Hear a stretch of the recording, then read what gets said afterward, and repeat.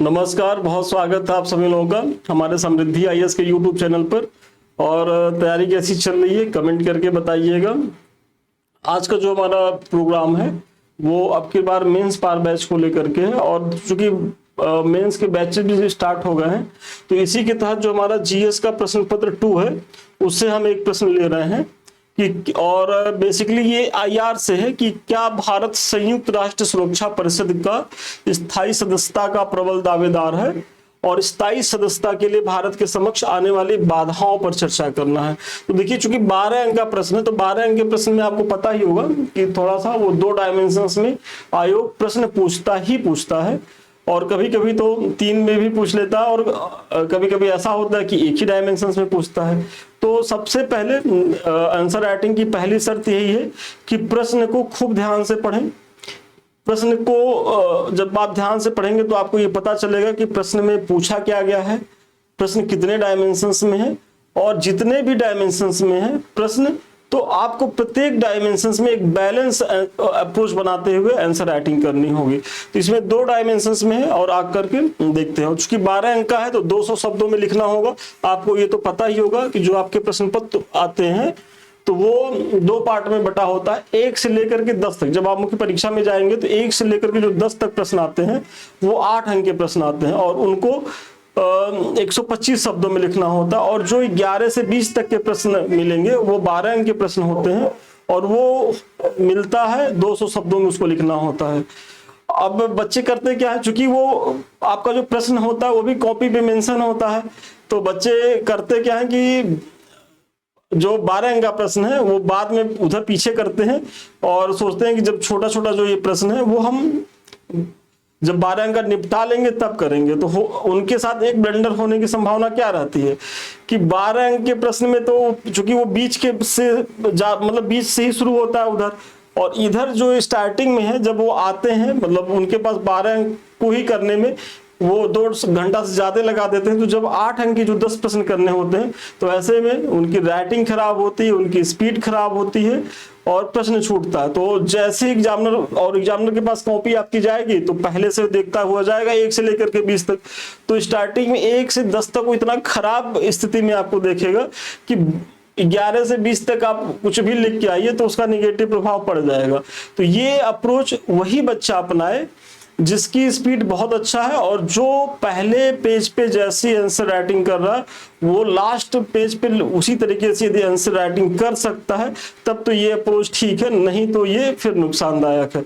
तो ऐसे में आप एक क्रम से चलिएगा और प्रश्न को एक टाइम से बांट करके करना है कि हमको 8 अंक में कि जो हमारे 10 प्रश्न हैं उनको मैक्सिमम हमको एक प्रश्न पे कितना देना है और ओवरऑल कितना देना है, और 12 अंक पे एक प्रश्न पे कितना देना है, ओवरऑल कितना देना। तो ये सारी चर्चा आप लोग घबराइए मत, हम अपने बैच में करते रहते जो हमारा मुख्य परीक्षा का बैच है। और जब हम वहां प्रश्न देते हैं तो जनरली विद्यार्थियों से ये कहते भी हैं कि आप जो है एक समय के बाद जब वो कंटेंट स्तर पे थोड़ा सा मजबूत होते हैं तो फिर हम उनसे मेंशन भी कराते हैं इस प्रश्न को आपने कितने शब्दों में और कितने मिनट में लिखा है।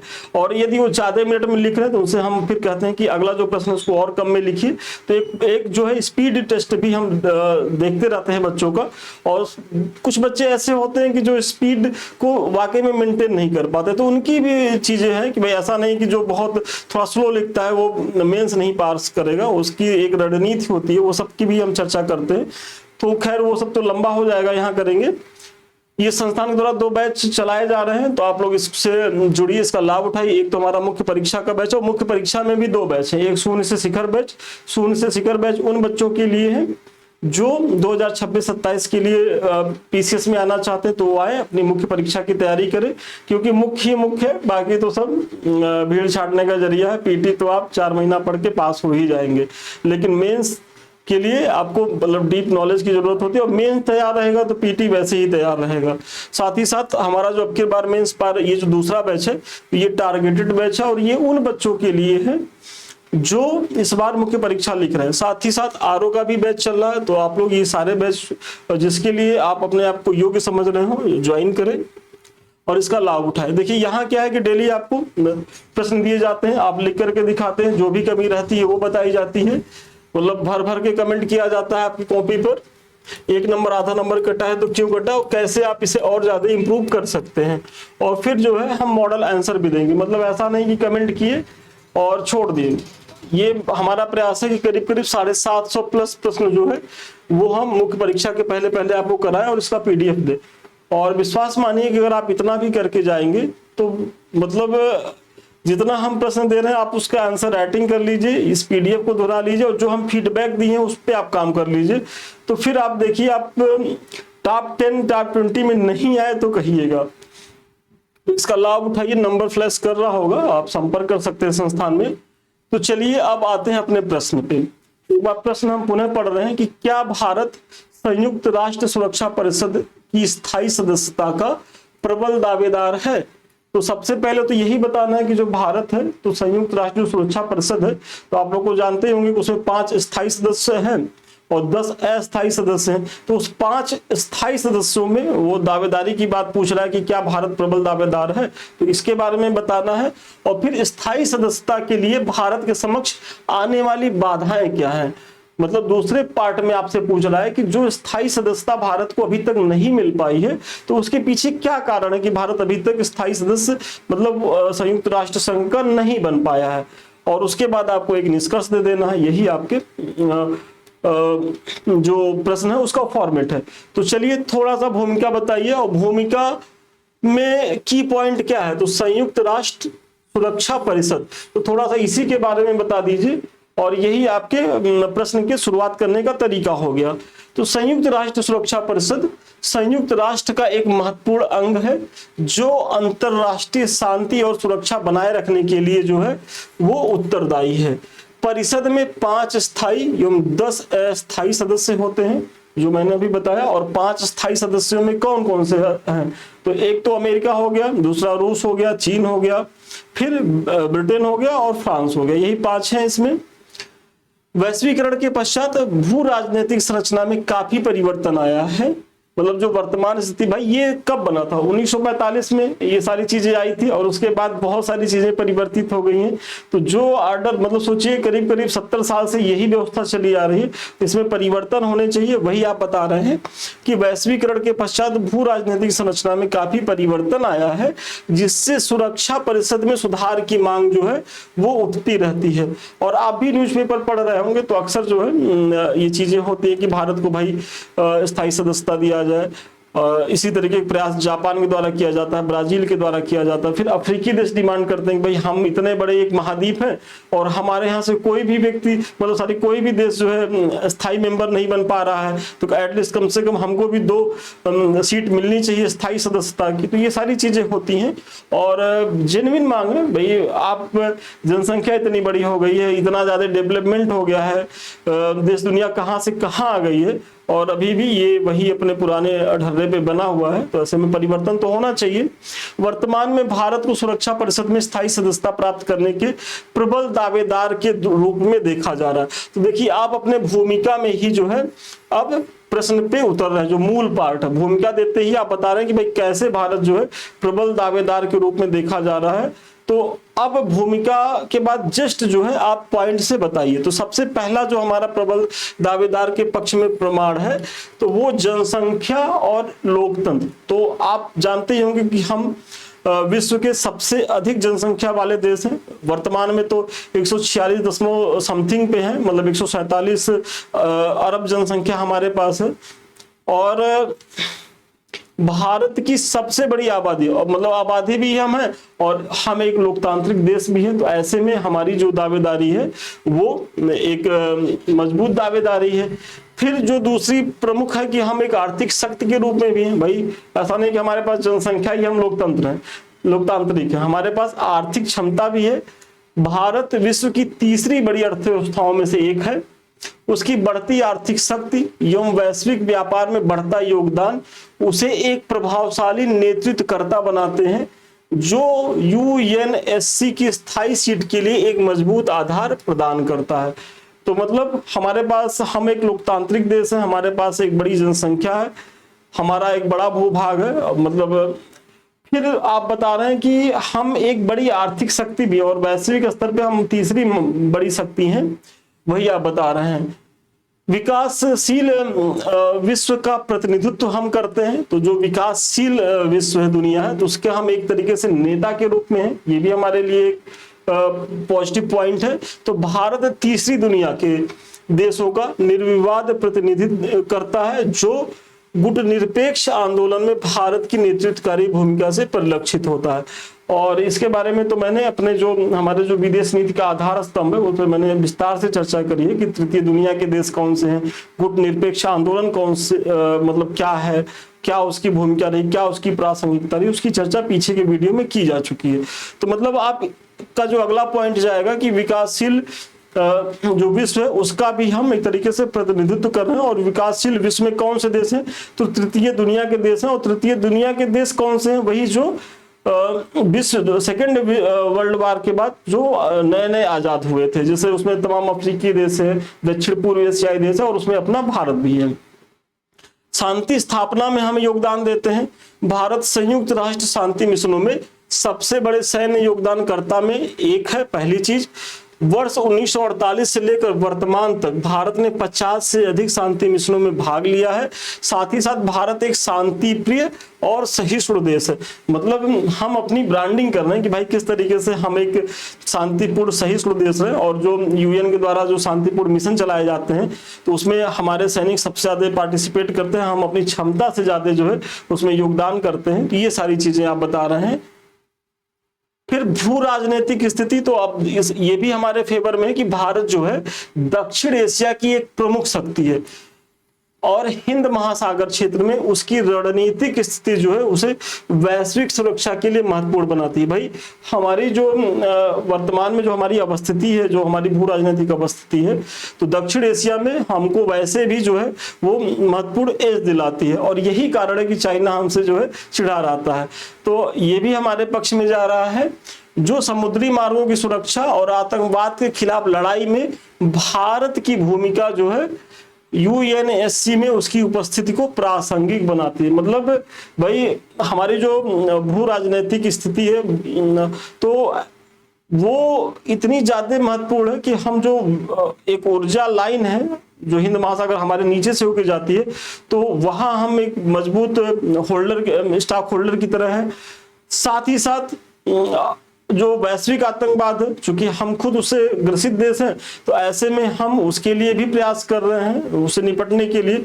और इसलिए हमारे जो प्रधानमंत्री हैं वैश्विक मंचों पे जाते हैं तो इस मुद्दे को जरूर उठाते हैं।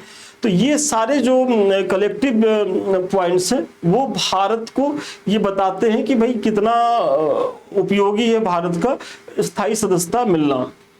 फिर वैश्विक समर्थन, मतलब ये सारी चीजें तो हमारे पक्ष में है ही है। साथ ही साथ देश दुनिया के कई ऐसे अफ्रीकी देश हैं, विकसित देश हैं, विकासशील देश हैं जो हमारी दावेदारी का समर्थन भी करते हैं। जैसे भारत को कई महत्वपूर्ण देशों का समर्थन भी प्राप्त है। इसमें आप G4 देशों में देखेंगे तो भारत, जापान, जर्मनी, ब्राजील, तो जो G4 देश हैं वो हमें समर्थन भी देते हैं। और इसमें जापान, जर्मनी, ब्राजील जैसे देश हैं। साथ साथ अफ्रीकी संघ और अनेक पश्चिमी देशों में भारत की स्थायी सदस्यता का समर्थन किया, जैसे फ्रांस करता है, जर्मनी करता है हमारी स्थायी सदस्यता का समर्थन। और कमोबेश कभी कभी यूएसए भी करता है, रूस भी हमारे फेवर में ही है। समस्या हमको चीन से है और वर्तमान में तो यूएसए भी है। तो ये सारे जो पॉइंट्स मैंने बताए, तो भारत की जो स्थायी सदस्यता की जो सीट है उसके लिए प्रबल उदाहरण प्रस्तुत करते हैं कि मतलब ये सारे सम्मिलित कारण हैं कि हमको जो है स्थायी सदस्यता मिलनी चाहिए। लेकिन स्थायी सदस्यता अभी तक नहीं मिल पाई है, तो कुछ बाधाएं हैं और यही आपके प्रश्न का दूसरा पार्ट है। तो आइए अब उन बाधाओं की चर्चा कर लेते हैं। और आपको भी अपने आंसर राइटिंग में बस इसी अप्रोच के साथ लिखना है कि अब आप एक हेडिंग डालिए कि भारत के समक्ष आने वाली बाधाएं। तो बाधाओं में सबसे पहला है कि आलोचकों द्वारा यह तर्क दिया जाता है कि भारत ने अभी तक परमाणु अप्रसार मतलब एनपीटी पर जो है हस्ताक्षर नहीं किए। तो हमारे लिए एक सबसे बड़ी चुनौती ये हो जाती है। और बेसिकली इसमें अमेरिका के जो कुछ जो भारत विरोधी जो सीनेटर हैं, जो नेता हैं, वो कहते हैं कि भारत अभी एनपीटी पे दस्तखत नहीं किया है। तो ऐसे में वो बहुत क्रेडिबल नहीं है और उसको जो है स्थायी सदस्यता नहीं मिलनी चाहिए। फिर दूसरा है कि इसमें जो चीन बैठा हुआ है, और चीन तो हमको कभी भी बढ़ते हुए देख नहीं सकता है। तो ऐसे में वही आप बता रहे हैं कि चीन जिनके पास यूएनएससी में वीटो पावर है, भाई अगर सबसे बड़ी चीज हमारे साथ समस्या क्या है ना, कि अगर हम सारे देश हमारे लिए तैयार भी हो जाए, लेकिन अगर उसमें चीन जो है वीटो लगा देगा तो चारों देश भी चाह करके भी हमको जो है स्थायी सदस्यता नहीं दिला सकते हैं। तो ये बड़ी बाधा है, और हमारे जो पड़ोसी हैं किस्मत से हमको अच्छे नहीं मिले। एक तो हमारा जन्मजात जो हमसे ही निकला है, और हमारे लिए हमेशा जो है वो नापाक हरकतें करता रहता है, और चाइना भी जो है उसी के राग में राग मिलाता रहता है। तो चीन का एक समस्या तो निकल के आ ही रहा है। फिर क्षेत्रीय प्रतिद्वंद्विता, तो दक्षिण एशिया में आप देखेंगे तो जो पाकिस्तान है, भारत की स्थायी सदस्यता का सख्त विरोध करता है। तो पाकिस्तान तो कतई नहीं चाहेगा, जिसके पीछे उसका तर्क है कि भारत को यह दर्जा देना क्षेत्रीय संतुलन को बिगाड़ेगा। मतलब वो कहेगा कि भाई अगर भारत पा जाएगा तो फिर हमको भी होना चाहिए, क्योंकि भारत से हमारी अदावत जग जाहिर है। और जब भारत ने परमाणु बम बनाया तो इसने भी कहा जो कि हम घास की रोटी खा लेंगे लेकिन परमाणु बम बनाएंगे। बनाया भी है भाई, हमारे पास जो सिपरी की रिपोर्ट है, अभी कितने 180 परमाणु बम है, और इसके पास भी 170 है। तो ये भी एक थ्रेट है, हमारे लिए चुनौती उत्पन्न कर रहा है। तो चीन का विरोध, फिर क्षेत्रीय प्रतिद्वंद्विता में पाकिस्तान की चीजों को आप बताइए, फिर एनपीटी की आप चर्चा कर दीजिएगा, और फिर वीटो प्राप्त 5 देशों के हित। तो ये सारी चीजें तो एक तरफ है। अब ये जो 5 महाशय लोग हैं जिन्हें वीटो प्राप्त है, जिनमें अमेरिका, ब्रिटेन, फ्रांस, रूस और चीन है, तो ये लोग किसी भी स्थिति में नए सदस्य को सही मायने में चाहते ही नहीं है, क्योंकि अगर कोई नया सदस्य आएगा तो इनका थोड़ा सा जो विशेषाधिकार है देश दुनिया पे, जो इनकी धमक है वो कम होगी। और चाइना तो एकदम नहीं चाहेगा भारत आए। तो वही स्थिति है कि अपनी विशेष स्थिति को कमजोर नहीं करना चाहते। उनका मानना है कि नए सदस्यों को शामिल करने से वीटो शक्ति का जो प्रभाव है वो कम हो जाएगा। तो इनका एक अपना तर्क है। और फिर अफ्रीकी देशों का प्रतिनिधित्व, तो यूएनएससी में अफ्रीकी महाद्वीप से कोई भी देश शामिल नहीं है। अतः अफ्रीकी संघ में जो है वो चूंकि 54 देश इसमें शामिल है, सबसे ज्यादा मतलब अब 54 देश बड़े मतलब है, भाई बड़ा अफ्रीका है, और देशों द्वारा 2 स्थायी सीटों की मांग की जा रही है। मतलब ये 54 देश मिल करके जो अफ्रीकी संघ में शामिल है, इनका कहना है कि भाई 2 सीटें हमको भी मिले, मतलब अफ्रीका महाद्वीप से मिले। साथ ही साथ जो G4 है, जिसमें ब्राजील, जर्मनी, जापान है, ये खुद भी मतलब भारत की दावेदारी का समर्थन तो करते हैं, लेकिन इस शर्त पे करते हैं कि भारत हमारी भी दावेदारी का समर्थन करे। मतलब हम आपकी दावेदारी का तभी तक समर्थन करेंगे जब आप हमारी दावेदारी का समर्थन करें। तो ऐसे में वही है कि एक अनार 100 बीमार वाली स्थिति है। मतलब कि अगर एक समस्या ये भी कि भारत जाएगा तो फिर पाकिस्तान भी कहेगा अब हमको भी चाहिए, अफ्रीकी देश मांग कर ही रहे हैं, जर्मनी, जापान, ब्राजील ये भी मांग करेंगे। तो ऐसे में थोड़ा सा ये मुश्किल हो जाता है, और यही कारण है कि प्रयास तो इसमें बहुत देर हो रहे हैं लेकिन सफलता नहीं मिल पा रही है। और अब देखिए कब इसमें सफलता मिलती है। फिर अगला इसमें है कि भारत की आंतरिक चुनौतियां भी हैं। वैसे तो भारत विश्व की तीसरी बड़ी अर्थव्यवस्था है, लेकिन आंतरिक मुद्दों जैसे गरीबी, असमानता और क्षेत्रीय स्थिरता, मतलब जैसे जम्मू कश्मीर, उत्तर पूर्व, उसके दावे को कमजोर करते हैं। विरोधी देश जो है इसको मुद्दा बनाते हैं। तो जो हमारी आंतरिक चुनौतियां, जैसे नॉर्थ ईस्ट को लेकर के हम बहुत ज्यादा परेशान रहते हैं। मणिपुर की चीजें आप देख ही रहे हैं कि बीच में मतलब देश दुनिया में कितनी हमारी छवि वहां से खराब हुई। फिर कश्मीर हमारा स्थिर हुआ ही है, रहता ही रहता है। तो जो देश दुनिया के जो देश हैं तो वो हमारी छवि को जो है इस आधार पे जज करते हैं और बोलते हैं कि नहीं अभी भारत जो है इतना भी मैच्योर नहीं है कि उसको इतना बड़ा पद दिया जाए। लेकिन ये सारे जो प्रयास हैं कि भारत के समक्ष चुनौतियों की चीजें हैं। तो अब आपने जो है दावेदारी के पक्ष में लड़ लिया, दावेदारी नहीं मिल पा रही तो उसके कारणों को आपने बताया।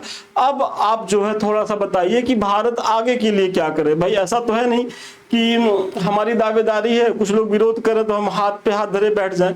भाई हम आगे प्रयास करेंगे, तो थोड़ा सा उसकी भी चर्चा कर लेते हैं। तो भारत को अपने कूटनीतिक प्रयास तेज करने होंगे, विशेष रूप से अफ्रीकी एवं लैटिन अमेरिकी देशों के साथ गठजोड़ बना करके।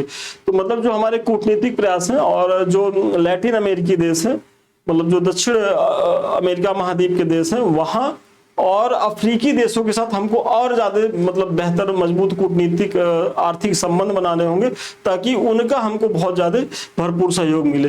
फिर चीन के साथ संबंधों को बेहतर करने की कोशिश करनी होगी, क्योंकि स्थायी सदस्यता पाने के लिए चीन को साधना अति आवश्यक है, क्योंकि सब कुछ हो जाए, अगर ये एक बंदा बैठा ना वीटो लगा देगा तो आपके सारे प्रयासों में पानी फिर जाएगा।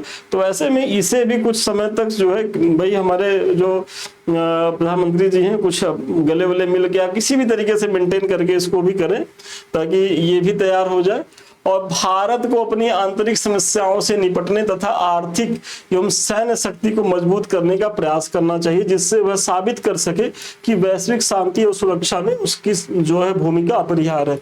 मतलब आपको सॉफ्ट पावर और हार्ड पावर दोनों होना चाहिए। सॉफ्ट पावर के तहत आप चाइना से बेहतर संबंध स्थापित करें, अफ्रीकी लैटिन अमेरिकी देशों के साथ आप बेहतर संबंध स्थापित करें, लेकिन हार्ड पावर के तहत आपको मतलब एक तरीके से शक्ति का संचय भी होना चाहिए कि आप इतने शक्तिशाली बन जाइए कि जो वीटो प्राप्त करता देश है उनको ये लग जाए कि यार भारत की शक्ति को अब इग्नोर नहीं किया जा सकता और बिना इसके सहयोग से वैश्विक ऑर्डर को चलाना मुश्किल है, तो वो लोग खुद ही आपके लिए रेड कारपेट बिछा के ले आएंगे।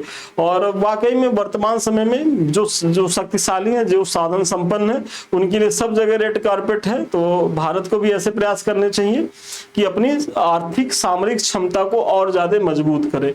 फिर संयुक्त राष्ट्र सुधारों की प्रक्रिया में भारत को G4 और अन्य समर्थक देशों के साथ मिलकर एक ठोस प्रस्ताव पेश करने की जरूरत है। तो जो G4 है जिनकी चर्चा करें तो उनको साथ भी मिलकर के एक ठोस जो है प्रस्ताव प्रस्तुत करना चाहिए। तो ये सारे जो प्रयास हैं भविष्य में हम स्थायी सदस्यता के लिए क्या प्रयास कर सकते हैं। इस प्रकार उपयुक्त विवरण से स्पष्ट है कि भारत सुरक्षा परिषद की स्थायी सदस्यता का एक प्रबल दावेदार है। हालांकि चीन का विरोध, क्षेत्रीय प्रतिद्वंदिता और यूएनएससी में सुधारों की जटिलता इसके मार्ग में एक बड़ी बाधा है, जिससे निपटने के लिए भारत को कूटनीतिक, आर्थिक शक्ति एवं वैश्विक सहयोग पर ध्यान देना होगा।